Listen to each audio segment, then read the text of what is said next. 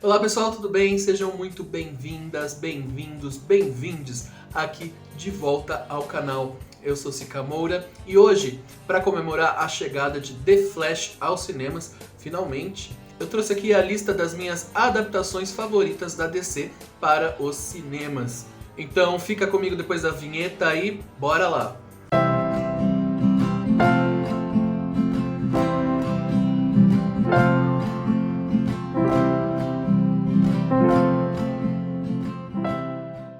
Antes de começar esse vídeo, eu já queria pedir que vocês deixem seu like, se inscrevam no canal se vocês não forem inscritos, isso ajuda demais o canal a crescer aqui no YouTube. Queria lembrar também que essa lista foi feita seguindo a minha humilde opinião, então se você discordar dela, tudo bem. Inclusive, se eu esquecer algum filme ou se você tiver outros favoritos, se você quiser deixar a sua própria lista aqui nos comentários, fica à vontade que eu vou adorar ler depois. So sad. Hello? Got lost Freddy in the bathroom. Oh, okay, Freddy, sweetie, good night. Night. Night. Freddy, who's that? It's Billy. He's really tired and he wants to go to Betty Bang. Betty Bang, who's that Betty Bang? Just hide. I'm so worried about you. I told you this was a bad idea. Freddy? Freddy, what happened to the stairs? Lá em 2019, o super-herói antigamente conhecido como Capitão Marvel ganhou a sua primeira adaptação para os cinemas, dirigida por David Sandberg e que deu uma lufada de ar fresco no DCU, que vinha trazendo alguns filmes no mínimo divisivos entre público e crítica, como foi o caso, por exemplo, de Batman vs Superman, da Liga da Justiça do Joss Whedon e também do primeiro Esquadrão Suicida. O Zachary Levi brilhou no papel do protagonista, além de contar com o reforço de um elenco infantil muito carismático, o que acabou por gerar um daqueles típicos filmes pipoca para você assistir com toda a família.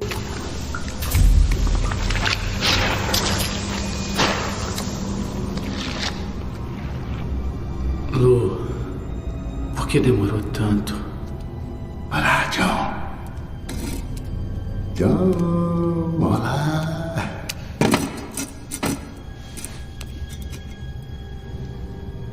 Você é o tipo de alma que eu viria buscar pessoalmente. Muitas pessoas não sabem, mas o personagem Constantine é da DC Comics, foi criado lá na revista Hellblazer, e ele teve a sua primeira adaptação para as telonas em 2005, numa trama que, apesar de não seguir exatamente o canon dos quadrinhos, conseguiu equilibrar muito bem a ação e terror, além de contar, claro, com Keanu Reeves como protagonista, que foi um grande diferencial. You gotta be kidding me. You're gonna risk the entire mission for a mental defective dressed as a court jester. It's coming from a guy that wears a toilet seat on his head. We don't leave one of our own behind. Hopefully Harley's still alive. No funny business, Colonel. These are dangerous people. Team 2 is clear to go. Fire up. 3, 2. What are you guys doing? What? We're here to save you. You were gonna save me? It was a really good plan, too. Well, I can go back inside and you can still do it. That's patronizing. I'm so sorry. Harley Quinn. Bloodsport. E não é que lá em 2021 James Gunn conseguiu fazer o que parecia impossível até então, que foi redespertar o interesse do público pelo grupo de anti-heróis da DC, o Esquadrão Suicida.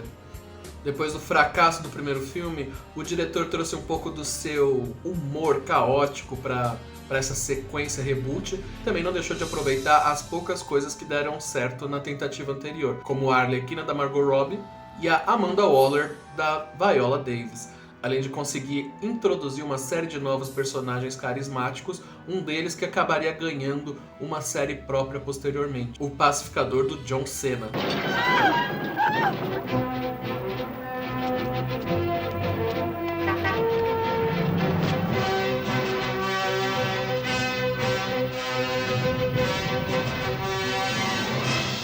Hey, Jim! Com licença, sim. Mas que roupa esquisita, hein?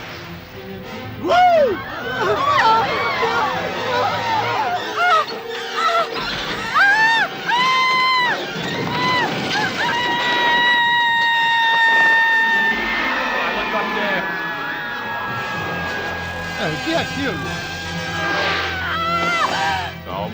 Você está comigo. Você me pegou? Quem pegou você? Não teria como começar essa lista sem trazer esse clássico que fez pela primeira vez o público geral acreditar que o homem sim era capaz de voar. Eu tô falando aqui da pedra de roseta de todas as adaptações de quadrinhos para o cinema, Superman do Richard Donner de 1978. O filme que consagrou Christopher Reeve no papel do Homem de Aço e que até hoje é considerado por muitos o intérprete definitivo desse personagem nos cinemas, conseguiu apresentar o personagem da DC, que já completava 40 anos das histórias em quadrinhos, para o grande público e mostrar para os estúdios que valia a pena sim investir em filmes de super-heróis. O filme conta ainda com Margot Kidder no papel da Lois Lane e Marlon Brando interpretando Jor-El, o pai do Superman. Apesar da trama parecer um pouco básica nos dias de hoje, ainda assim é um filme que funciona muito bem, que consegue te prender do começo ao fim, que tem efeitos muito bem trabalhados e muito avançados para a época e consegue fazer jus até hoje ao legado do Azulão. O único ponto que eu considero negativo é a forma como o Lex Luthor do Gene Hackman foi retratado. Achei ele um pouco paspalhão, mas isso não chega a comprometer o filme. Sem falar que eles também foram inovadores em pensar essa questão de franquia, já deixando algumas pontas para uma possível continuação. Eu tô falando da cena inicial em que a gente vê os kryptonianos sendo enviados para a Zona Fantasma.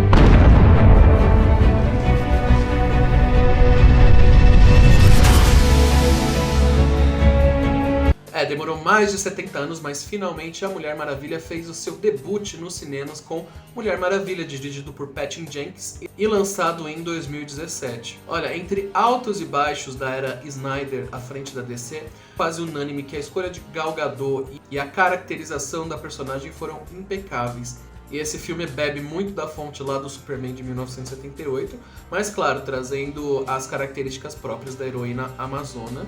Um grande elenco de coadjuvantes, como Chris Pine na pele do Steve Trevor, e cenas icônicas que provavelmente vão entrar para a história do cinema. Tudo bem que o filme tem um terceiro ato ali um pouco discutível, mas de forma geral é um baita filme. Que honra todo o legado dessa heroína nas histórias em quadrinho. Infelizmente não podemos falar isso sobre a sequência. You're awful. Me? I'm awful?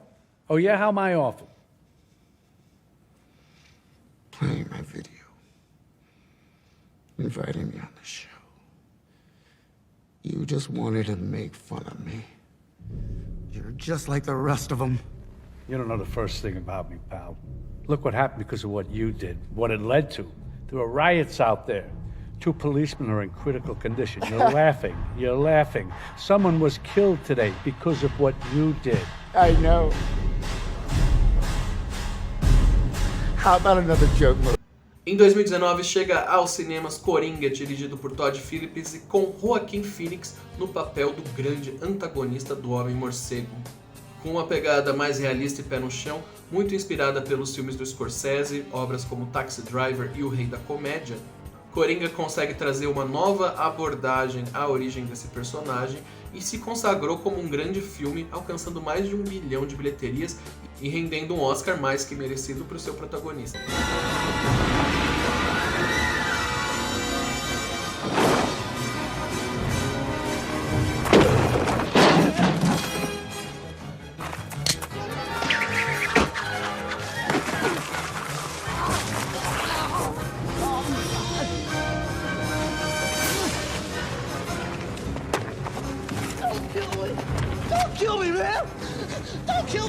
Don't kill me, man! I'm not going to kill you. I want you to do me a favor. I want you to tell all your friends about me. What are you? I'm Batman. A gente não tem como, o top 3 teria que ser ocupado pelo Homem-Morcego. além de eu ser um grande fã do personagem, você não pode negar que ele foi um dos personagens que talvez tenham sido mais explorados no cinema, tanto para o bem quanto para o mal também. Mas o próximo item da minha lista é o Batman de 1989, dirigido pelo Tim Burton, que revolucionou a forma como o público percebia o Homem-Morcego até então. Porque dentro do imaginário das pessoas ainda estava muito viva aquela série dos anos 60. Tanto que foi uma grande briga nos bastidores para não tornar esse filme uma comédia. Mesmo sendo rechaçado pelos fãs, mesmo antes do lançamento do filme, o Michael Keaton fez um excelente trabalho como Bruce Wayne e Batman. E claro, não tem como deixar de falar do Coringa do Jack Nicholson, que, como esse personagem costuma fazer, praticamente roubou a cena do filme. Também vale aqui um destaque para toda a estética gótica e sombria do Tim Burton. O figurino, os cenários, a fotografia, casou perfeitamente com a mitologia do Homem-Morcego. Thursday, October 31st.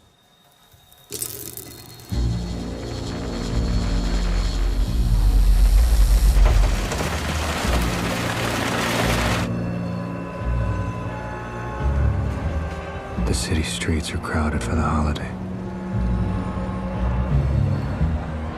Even with the rain. Hidden in the chaos is the element, waiting to strike like snakes. But I'm there too, watching.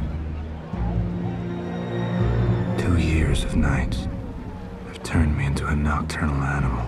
Eu admito que foi muito difícil escolher os dois finalistas aqui desse tópico, porque são dois filmes muito bons, de um mesmo personagem, só que tem pegadas assim muito distintas, abordagens muito distintas. Então, no segundo lugar eu coloquei The Batman de 2022, dirigido pelo Matt Reeves. Eu gostei muito da forma como a trama foi conduzida, assim, de forma lenta, gradual, focando mais na investigação, e como ele conseguiu trazer diversos personagens do cânone do Batman. A gente tem o Mulher-Gato, a gente tem o Pinguim, a gente tem o Charada, a gente tem ali uma participação especial do Coringa, o próprio Comissário Gordon, como ele conseguiu trazer todos esses personagens assim do universo do morcego numa trama coesa, de forma que fizesse sentido e que ninguém tivesse sobrando ali. Para que esse ritmo lento vai te levando para dentro da narrativa de um jeito que quando deu 15 minutos de filme, eu tava completamente imerso naquela experiência. Podiam se passar ali 5 horas que eu continuaria assistindo sem nenhum problema. E claro que a gente não pode deixar de falar da atuação do Robert Pattinson, que trouxe uma abordagem diferente para o Homem-Morcego, mas que eu acho que funcionou muito bem. Esse também é um dos primeiros filmes que foca quase 100% do tempo no Batman, o que traz um grande desafio para o Robert Pattinson, né? Mas ele tirou de letra, assim, tanto quanto Batman como Bruce Wayne, apesar de ser uma abordagem um pouco diferente do que a gente está acostumado nos quadrinhos, eu acho que o cara arrasou, tiro o chapéu para ele. E bom, a essa altura vocês já devem imaginar qual que é o primeiro colocado aqui do meu top.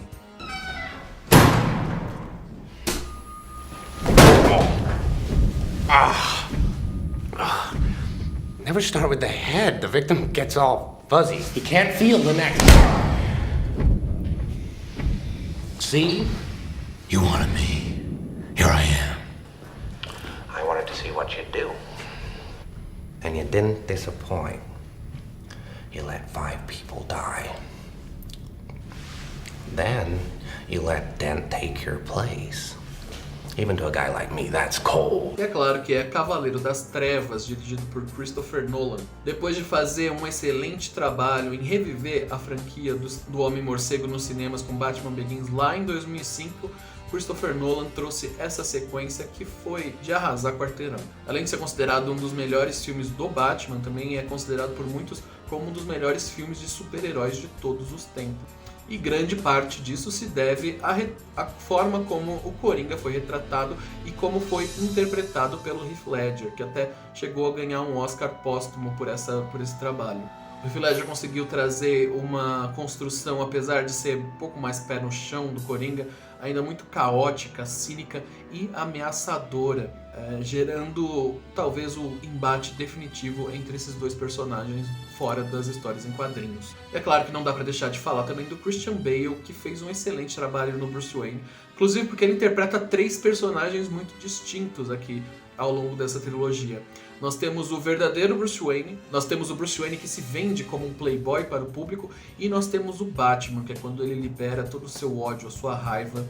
E eu acho que a grande diferença, né, da direção do Christopher Nolan para do Matt Reeves é que enquanto o Matt Reeves não tem pressa em conduzir a trama, aqui é tudo muito frenético, uma ação já vai encadeando em outra, e as coisas vão acontecendo num ritmo muito rápido, você praticamente não tem respiros ao longo do filme. O que não é necessariamente positivo nem negativo, é só uma diferença na forma como as histórias são conduzidas.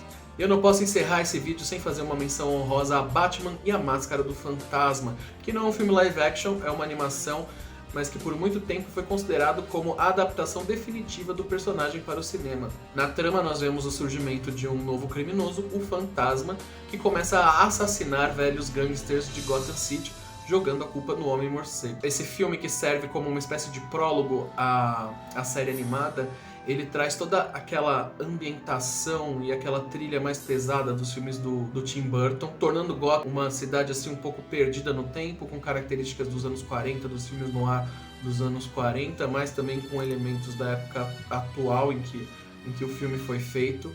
Tem uma animação primorosa, sem falar nos trabalhos de vozes do Kevin Conroy como Batman e do Mark Hamill como Coringa, que também marcaram história. Bom, pessoal, é isso. Espero que vocês tenham gostado desse vídeo. Se vocês querem ver aqui mais conteúdo sobre a DC, deixe aqui nos comentários. Quem sabe uma lista das melhores animações, ou dos piores filmes também, vocês que sabem. E curta esse vídeo se você não curtiu, se inscreva no canal e assine o sininho para receber as nossas notificações. Tem vídeo novo nesse canal toda semana. Um beijo e até a próxima.